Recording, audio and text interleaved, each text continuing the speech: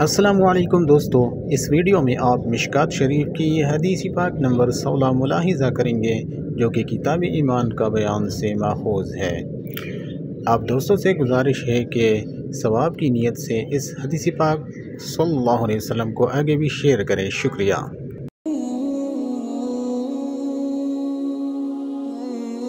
حدیث نبوی صلی اللہ علیہ وسلم نمبر 16۔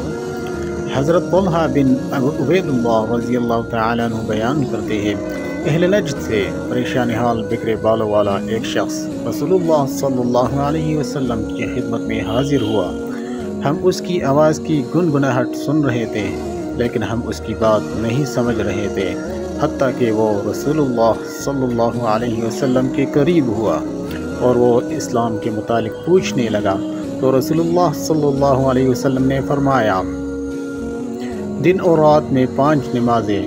اس نے عرض کیا، کیا ان کے علاوہ بھی کوئی چیز مجھ پر فرض ہے؟ آپ صلی اللہ علیہ وسلم نے فرمایا، نہیں مگر یہ کہ تم نفل پڑھو۔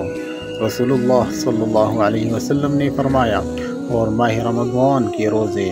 اس نے پوچھا، کیا اس کے علاوہ بھی مجھ پر کوئی چیز لازم ہے؟ آپ صلی اللہ علیہ وسلم نے فرمایا، نہیں الا یہ کہ تم نفلی روزے رکھو۔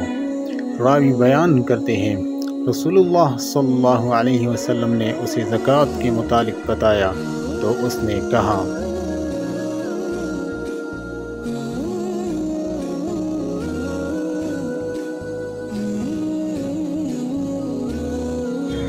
کیا اس کے علاوہ مجھ پر کوئی چیز فرض ہے؟ تو آپ صلی اللہ علیہ وسلم نے فرمایا، نہیں الا یہ کہ تم نفلی صدقہ کرو۔ راوی بیان کرتے ہیں، وہ آدمی یہ کہتے ہوئے واپس چلا گیا، اللہ کی قسم میں اس میں کسی قسم کی کمی بیشی نہیں کروں گا۔ تو رسول اللہ صلی اللہ علیہ وسلم نے فرمایا، اگر اس نے سچ کہا ہے تو وہ کامیاب ہو گیا۔